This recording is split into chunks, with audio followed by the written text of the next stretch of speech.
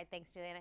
Now, Gabe Rockers is joining us now with Edward Jones. We were just talking about Christmas, and I know that you can kind of feel like your bank account's a little light around that time of year. So you're here to talk about some ways that we can invest and chase the correct mutual fund this year, and maybe grow our bank account back up to before we bought all those presents. Yeah, so the old investing 101 or foundation of investing says buy low, sell high.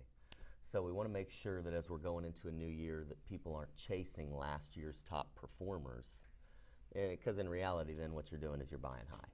So first I'd say when you're talking about a mutual fund, try to understand what it is. It's typically a basket created of companies or bonds, depending on what the basket is, if it's an equity mutual fund or a fixed income mutual fund, that in and of itself is diversified.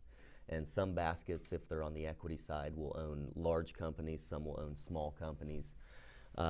Larger companies typically would have a little less risk than smaller companies, so you just want to be, one, sensible to what you own, and again, not chase what was the top performer last year, which people have a tendency to do. And because there is a lot of different types of mutual funds, it can be a confusing process. Over 9,000 funds in the universe. Oh my God!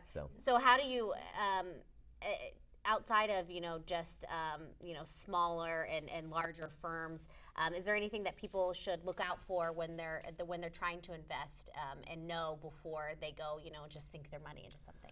So be very mindful of your time horizon. If you don't have a long time to allow your money to work, you probably should take a little less risk with your money. If you're a young investor investing towards retirement and you got a long time horizon, be comfortable taking some risk. Know that you're going to deal with some price fluctuations or market volatility, as we call it. But if you've got a long time horizon, it's that risk orientation that typically provides more growth and more performance.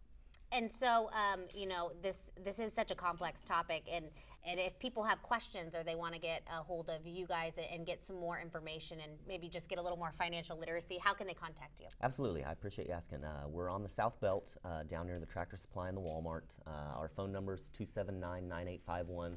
There's 8 different office locations for Edward Jones here in town. Go in and see any of our advisors, and be sure to just share with them what's important to you.